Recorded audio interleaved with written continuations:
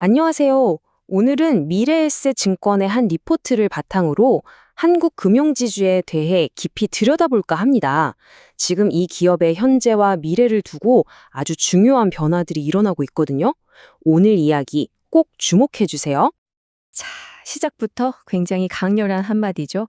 리포트가 한국 금융지주의 현재 상태를 딱 이 한 문장으로 정의합니다. 이게 그냥 실적이 좀 좋아졌다 이 정도가 아니고요. 아예 체질 자체가 근본적으로 바뀌었다 이런 의미거든요. 도대체 뭐가 어떻게 달라졌다는 건지 지금부터 하나씩 파헤쳐 보겠습니다. 그래서 우리가 진짜 궁금한 건 바로 이겁니다. 회사는 이렇게 튼튼해졌다고 하는데 그럼 시장의 평가는 이걸 제대로 따라가고 있을까요? 어쩌면 지금이 엄청난 기회일 수도 있다는 질문, 여기서부터 오늘의 분석을 시작해 보겠습니다. 네, 그럼 첫 번째 단계로 이 기업의 현재 시장 가치, 그러니까 밸류에이션부터 한번 진단해 보죠. 지금 주가가 과연 어느 정도 수준에 와 있는지부터 딱 짚고 넘어가야겠죠? 자, 이 차트 한번 보시죠. 한국 금융지주의 현재 주가 수익 비율, 우리가 흔히 PER이라고 부르는 게 약 5배 수준입니다. 이게 어느 정도냐면요. 최근 몇 년간의 기록을 싹 다 뒤져봐도 거의 가장 낮은 수준이에요. 거의 바닥에 근접한 말 그대로 역사적인 저평가 영역에 들어섰다는 아주 강력한 신호로 볼 수 있습니다. 쉽게 말해 버는 돈에 비해 주가가 너무 싸다는 거죠. 근데 여러분, 주가가 싸다고 무조건 좋은 건 아니잖아요? 그래서 이제 이 기업의 건강 상태를 보여주는 활력 징후, 즉 실제 실적을 한번 들여다보겠습니다. 요즘 얼마나 잘 벌고 있는지 구체적인 숫자로 직접 확인해 보시죠. 와, 정말 놀라운 숫자입니다. 2025년 3분기에 벌어들인 지배주주 순이익이 무려 4,239억 원이에요. 이 숫자 하나만으로도 이 기업이 지금 얼마나 강력한 퍼포먼스를 내고 있는지 알 수 있는 대목입니다. 근데 더 인상적인 건 바로 이 성장률입니다. 작년 같은 기간이랑 비교했을 때 무려 72%나 급증했어요. 이건 그냥 이번 분기 실적 좋았네 수준을 넘어서서 완전히 극적인 턴어라운드가 일어나고 있다는 걸 보여주는 겁니다. 그리고 이 결과는요, 시장 전문가들이 예상했던 수치, 즉 컨센서스를 아주 큰 폭으로 뛰어넘는 그야말로 어닝 서프라이즈였습니다. 시장이 생각했던 것보다 훨씬 더 빠른 속도로 회복하고 있다는 뜻이죠. 자, 그럼 이 엄청난 힘이 대체 어디서 나오는 걸까요? 지금부터 한국금융지주라는 회사를 한번 해부해서 속을 들여다보겠습니다. 어떤 사업 부문이 이런 드라마틱한 변화를 만들고 있는지 말이죠. 보시는 것처럼 한국금융지주는 증권사만 있는 게 아니라 벤처 캐피탈, 저축은행 같은 아주 다양한 자회사 포트폴리오를 갖고 있어요. 여기서 진짜 중요한 건요. 이번 실적 회복이 어느 한 곳만 잘해서가 아니라 이 핵심 자회사들 전부가 동시에 아주 광범위하게 좋아지고 있다는 사실입니다. 일단 핵심 엔진이죠. 한국투자증권부터 볼게요. 개인 투자자들의 주식거래 수수료, 즉 브로커리지 수익이 다시 살아났고요.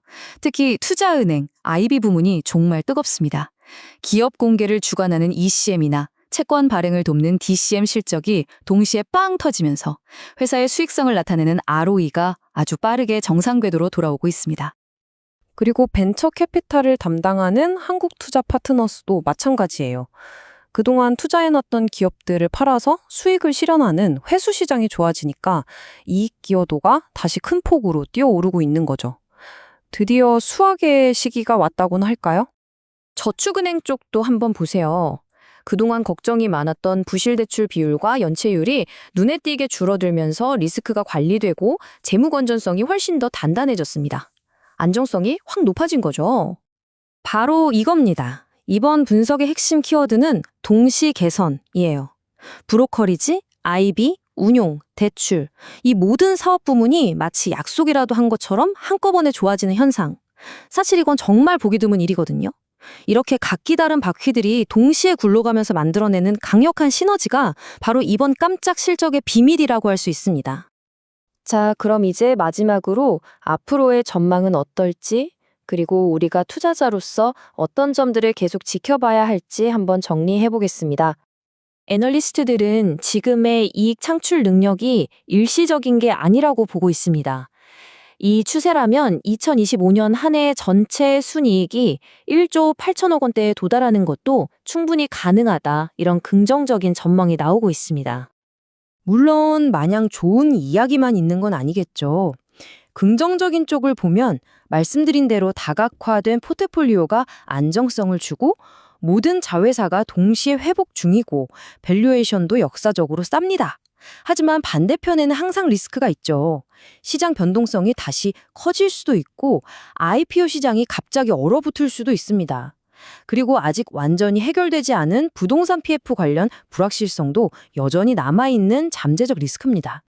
그렇다면 우리가 이 기업의 건강 상태를 계속해서 확인하려면 뭘 봐야 할까요? 딱 이 네 가지를 기억해 두시면 좋습니다. 첫째, 주식시장의 전체 거래 대금이 계속 늘어나는지. 둘째, IPO 딜들이 계획대로 착착 진행되는지. 셋째, 자회사들의 건전성 지표들이 계속 좋아지는지. 그리고 마지막으로 글로벌 금리가 어떤 방향으로 움직이는지. 이 네 가지가 핵심입니다. 오늘 분석의 핵심 딱 한 문장으로 정리해드리겠습니다.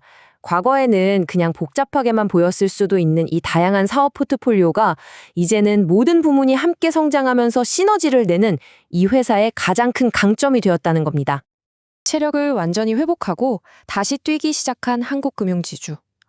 그렇다면 이제 이들의 다음 도전 과제는 무엇일까요? 이 질문을 여러분께 남겨드리면서 오늘 분석을 마무리하겠습니다. 오늘 전해드린 내용은 정보 제공을 위한 것이며 특정 종목에 대한 투자 추천이나 자문이 아니라는 점 다시 한번 분명히 말씀드립니다.